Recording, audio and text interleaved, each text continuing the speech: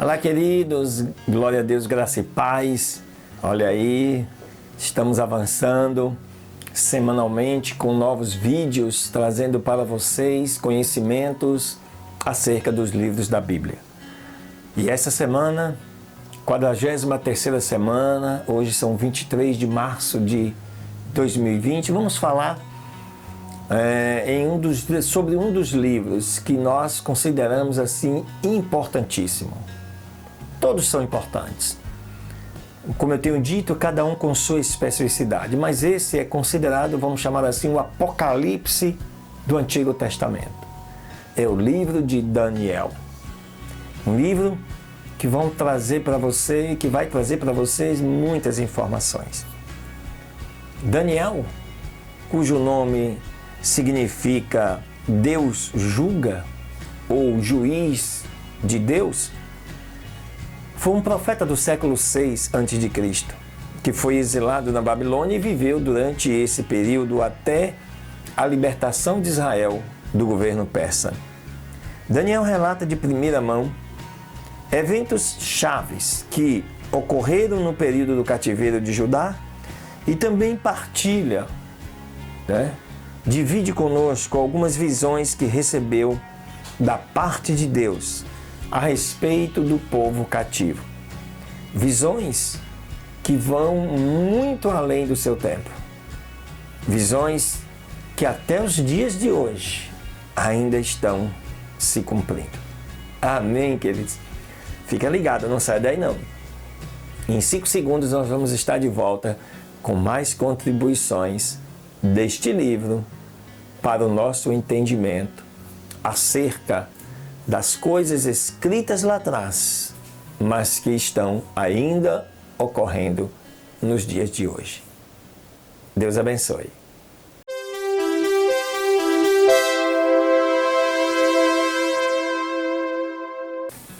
Muito bem, amados e queridos, estamos de volta e, como todo e qualquer livro que traz visões assombrosas muitas vezes, o livro de Daniel traz também as suas críticas acerca, inclusive, da sua própria autoria. A crítica moderna do livro de Daniel sugere que a obra foi escrita por algum autor judeu do 2º século a.C., em vez de ser redigida pelo próprio Daniel histórico. Esta visão se baseia em grande parte na perspectiva naturalista, que nega a probabilidade, a possibilidade de predição autêntica encontrada neste livro profético. Então você que tem nos acompanhado tem visto que todas as vezes que um livro trata de predições futuras, os seus autores tendem, ou melhor, os seus críticos tendem a querer negar a autoria daquele que está definido na própria palavra como seu autor. O cenário histórico, por exemplo, onde este livro foi escrito e traz todas essas informações, é o cativeiro do povo de Judá na Babilônia. Nós sabemos que o povo ficou por lá 70 anos. O livro começa depois do primeiro cerco do rei Nabucodonosor a Judá, isso lá em 605 a.C., ocasião em que o monarca levou Daniel e seus amigos para a Babilônia, junto com outros cativos, dentre a nobreza judaica. Nabucodonosor atacou Judá mais uma vez, lá em 597, cerca de 8 anos depois. E aí levou 10.000 cativos para a Babilônia. Lá em 586, ele cercou Jerusalém novamente. E dessa vez, levou totalmente o restante do que tinha, do que poderia se aproveitar, e destruiu definitivamente a cidade e o Santo Templo. E aí, o ministério de Daniel começa já em 605 a.C. Então, observe que mesmo com as investidas de Nabucodonosor em Jerusalém, Daniel, que já estava cativo na Babilônia, dá início ao seu ministério. E todo esse ministério se estendeu, o ministério de Daniel, por todo o cativeiro babilônico, que acabou lá em 539. Então só aí você perceba, são 61 anos com mais 8, 69, 70 anos praticamente. Terminando pouco tempo depois, no 3º ano de Ciro, o grande rei da coligação Medo-Persa que derrotou a Babilônia.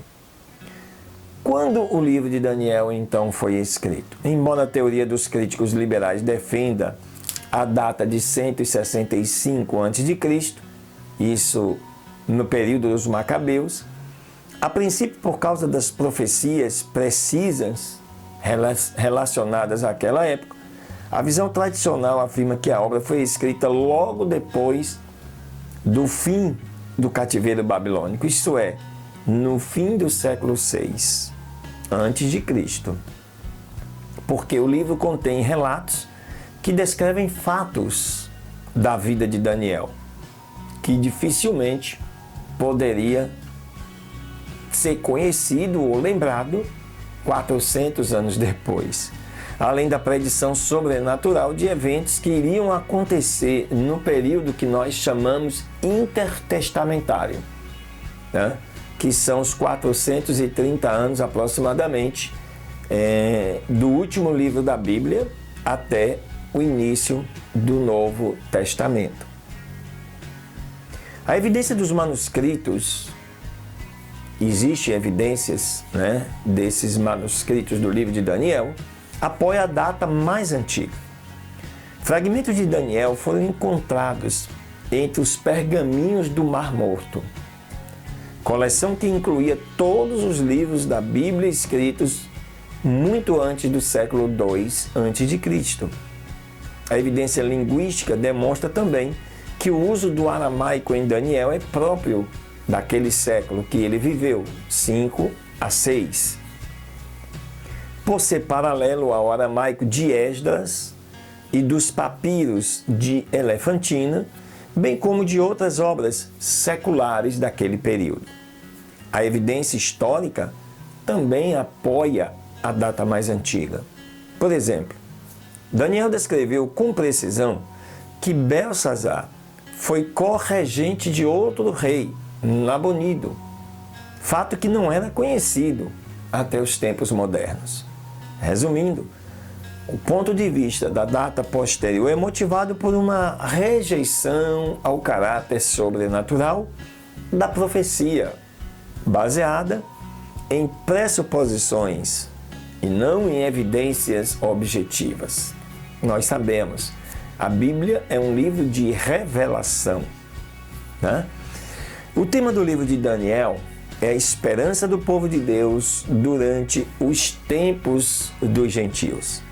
A expressão os tempos dos gentios, utilizada por Jesus lá em Lucas capítulo 21, versículo 24, se refere ao período entre o cativeiro da Babilônia e a volta de Jesus. É um tempo em que o povo eleito do Senhor viverá debaixo de um domínio pagão do mundo. O livro promove a esperança ao ensinar que em todas as épocas, todas elas, o Deus Altíssimo governa no reino dos homens. O propósito de Daniel era exortar Israel a ser fiel ao soberano, Deus da nação, durante os tempos dos gentios.